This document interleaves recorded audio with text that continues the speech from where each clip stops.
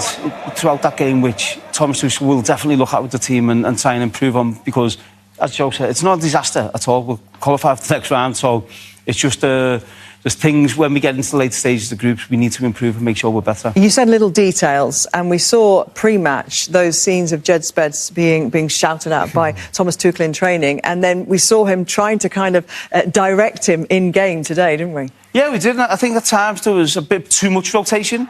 But then what we see in the game now is fullbacks coming inside a lot. So if you look at Jed Spence here, so he plays the ball inside, and now Bellingham and Rice are in good positions. This is where you want your attacking players, in good positions to attack the back line. So Jed Spence comes into Declan Rice's position here, and now Declan Rice he sees him, so he's got a decision to make. So Declan Rice should go onto the top line and then create more space for Spence as he's got in there, but he doesn't. He comes short to get on the ball, and now you lose that attacking player in them attacking areas. So I think, and you look at Thomas Tuchel here, he's shouting at him. He wants him out wide, he doesn't want him in them positions where Declan Rice is. So now the difference here is Declan Rice is in the position. So what you want him here? Yes, so Declan Rice is in a good position. Jed Spence runs with energy. Now Declan Rice attacks the back line, and now all of a sudden England's in the penalty box, and they get opportunities to shoot from the edge of the box. So we get a good chance, we get a shot off. So just by squeaking them position, Jed Spence realising Declan Rice is in there, I don't need to be in there. But if he does go in there, which can happen, Declan Rice, I think, then has to say, right, I'm going forward. Against Ghana, who was sat back, you don't need to be coming back and getting the ball off your centre-backs. You have to keep more players in the box. The only thing I would say to that, you remember many times when we talked about Kieran Trippier playing on that left-back position, and sometimes it's not natural. Yes, the manager has said to him what he wants him to do, and he wants him to overlap, but maybe he's not as comfortable as he wants to be in terms of going down the line on his left foot. You see on the other side, everyone wants to come back and then go on their preferred foot. But in terms of his energy and what he needs to do and the position he needs to go in, I totally agree with it. It's just sometimes when you're a fullback in those positions, I know he can play left and I know he can play right, but on his left foot, it might not be as comfortable if it was on the other side. I completely agree, but that's where Anthony Barry said at half-time, patience. That's where, if you lose patience, you end up going into other players' positions. So I think keeping that patience, that's what he means in terms of staying in your position. When the ball comes down your side, use your energy to go forward. And Thomas Tuchel recognised that. He brought O'Reilly on, a lot more balanced. Madueke went on the left, got a couple of good crosses in the box. So I think he got the balance right in that period. But I just think when you've got a full-back coming into a number 10's position and number 10 coming to get the ball for centre-backs, you lose. You've got a full-back in the attacking area and your attacking players near your own goal, so it doesn't make sense to me. I think you have to have your attacking players near the goal.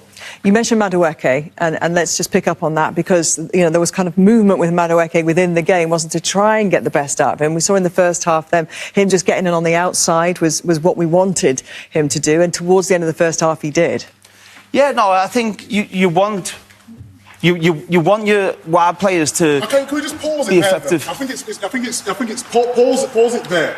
What you're saying there, you just want him to be in that situation there, but you want him to be more direct and go down the outside? Yeah, well, what I was saying first half is about Rashford, a left footer or a right footer on the right side. But look at Madueke here. Now he's going down the outside. Now you've got players in the box. He gets a great ball into the box, and you get an opportunity. So I think having a left foot on the left and a right footer on the right against a low block is more effective for me. Why do you think he then took him out after, though, and brought Rashford on?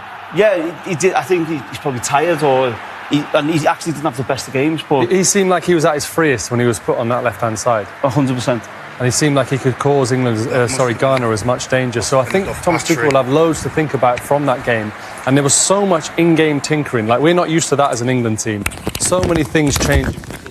Sides coming into the positions. So there was a lot mentally going on for those England players there, and they got there eventually, didn't they? But it just was a little bit slow to get there. But I think what I said before the game about Tuchel's team talk being simple and not overcomplicated, sometimes on the pitch as well, that's what you need to do. So we've seen, since Pep Guardiola's been in the Premier League, we've seen lots of rotation and lots of players interchanging positions. But sometimes you're better saying to a player, stay in your position, make the pitch big, have wide players out wide. Get it out wide, get players in the box, get the ball in the box. Sometimes actually stay in your position. I think especially when they were going to be so rigid, the Ghana team, they didn't care who they were up against, whether they were up against the left back or the right back had come over and was playing left wing. They were just going to play in their position. That's where England confused it a little bit. OK, let's get some reaction then from the England camp. Declan Rice is talking to Kelly Summers. Let's bring Alan Shearer in from pre-tournament about these 15 players. And perhaps we thought there would be more rigidity and maybe 2 changes today was something of a surprise. There maybe will be more changes for Panama as well. Yeah, I think so. I think they're understanding. They're prepared for this tournament to go all the way. Today was obviously difficult, but they've got all the answers. They've got everything they need. But that is why we see over here with the... There's a counter-attack there, isn't it, Joe? I mean, when you're talking about it, and this is what I said before the game, Gabby, in terms of... I was just a little bit worried that we get too confident in situations there. That could have been a foul. Prince goes through, and it's a little bit too easy. I know we want to risk now because Tuchel's involved, but you see here then, they're trying to have the rotations here with Eze, Madueke and O'Reilly, but then it becomes very sloppy. If he loses the ball here, you've got to think, where is the danger? All the space in here, and now in an attacking position, you find yourself 4 and 4 at the back. And if England want to go forward in this position, they've got to sort this out. Yes, they're chasing the game. We know they're chasing the game. They're trying to score the goal, but you still need that protection behind you. And on another day, that could have been a penalty. Yeah. We're going to have another look at it because Darren Cairns joined us in the studio. I think you were all a little bit surprised that there wasn't an on-pitch review of that decision, Darren. Yes, I agree, Gabby. We had our hearts in our mouths when we saw Ezri Konsa make that challenge. First and foremost, as an England fan, I'm absolutely delighted that it wasn't given. But I have to be honest, for me, this should have been referred to the referee. Konsa makes no contact at all with the ball. He brings down his opponent. You can see it perfectly from this angle. He's airborne, he's out of control, he makes contact with the attacker and no contact with the ball. For me, this is a penalty kick. We've had 7 penalties in this World Cup so far. I'm very glad that wasn't an 8th. Darren, is that getting overturned if he gives it? I think that's the dilemma for the VAR, Joe. In this tournament, most of the time, they've gone with the on-field decision. We had one last night with the Argentina game where it was overturned, but the general thrust of the tournament is such that they'll stick with the on-field decision unless it's clearly wrong. Yeah.